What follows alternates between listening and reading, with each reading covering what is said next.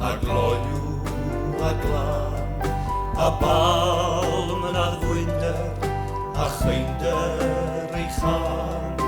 O corbwll fel drych i ddawns cangair coed cnau, o bryd fel peladrau mewn gwydrau yn gloi, a'i thonau gan lamu yn canu yn cor, y mai Aberteifi ger Miri y môr.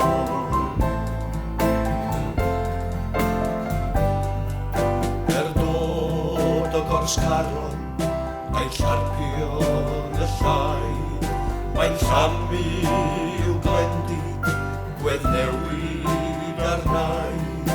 Ar ôl yn pasio Llanber a theged ei ddŵr, ond Tenllan sy'n estyn ei darlun i'r dŵr.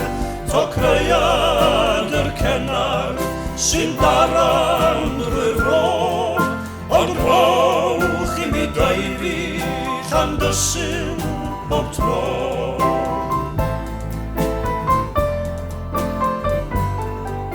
Mae llif yn ongiog, a'r dolydd yn las, a'r brithill, a'r siwyn, a'r safon yn fras, a dau o'n weirwyr heb ofal i snen, yn disgyn i'r afon o blas Cilfach Wen, a thoc i'r cochbonddu yn llamu neu lli.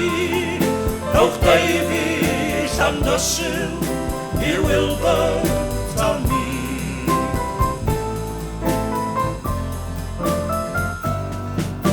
Ar bas o flaen llunni, caiff siwyn yn sai, a'r sêr yn rhoi tro uwch law gro tan y graig.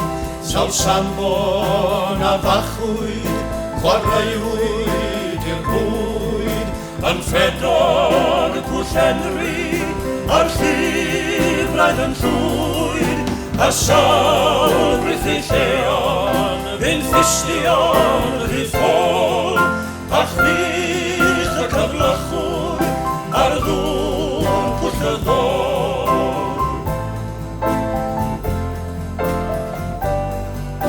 O'r bore trathurion, hyd huno'n brynhawn, crwydrason ein deuwedd, un die, un dawn. Pysgota tan Fangoed a Glasgoed y Glyn, a dal i bysgota ar nos ar y bryn, a ffas o cyfrina cyfeillach a fi, a'r bilpid o Greigan ar dorlan Pwll Du.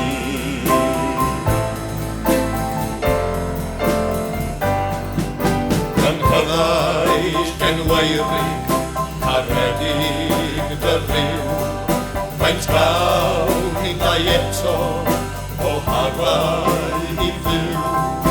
Os fyddi dy hunan wrth bwll, Cilfach Wen un noson, a chlywed swn ryw wrth ein den, a cofna y fydd yn llithro drwy'r gro, o erddi paradwys i Deifi am dro.